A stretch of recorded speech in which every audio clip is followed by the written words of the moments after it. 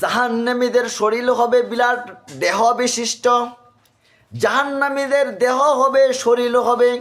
বিশাল দেহ বিশিষ্ট। আল্লাহ রাসূল সাল্লাল্লাহু আলাইহি সাল্লাম বলেছেন,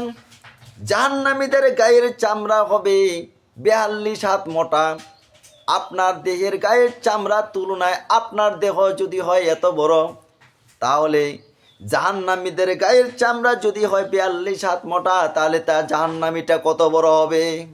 এই জাহান্নামীদেরকে আল্লাহ রাব্বুল আলামিন জাহান্নামের মধ্যে নিক্ষেপ করবেন। তাদের অপরাধের কারণে সর্বপ্রথম যারা জাহান্নামের মধ্যে যাদেরকে নিক্ষেপ করবেন তারা হচ্ছে যারা এই কথা বলে না যে আল্লাহ ছাড়া ইবাদতের যোগ্য সত্যিকারের কোনো মাবুদ নাই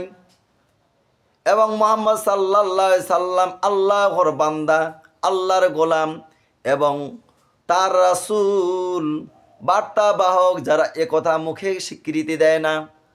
অন্তরের মধ্যে বিশ্বাস স্থাপন করে না,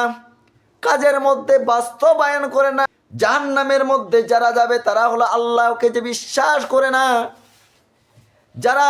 ফেরেশতাদেরকে বিশ্বাস করে না, যারা আল্লাহর কিতাবসমূহকে বিশ্বাস করে না,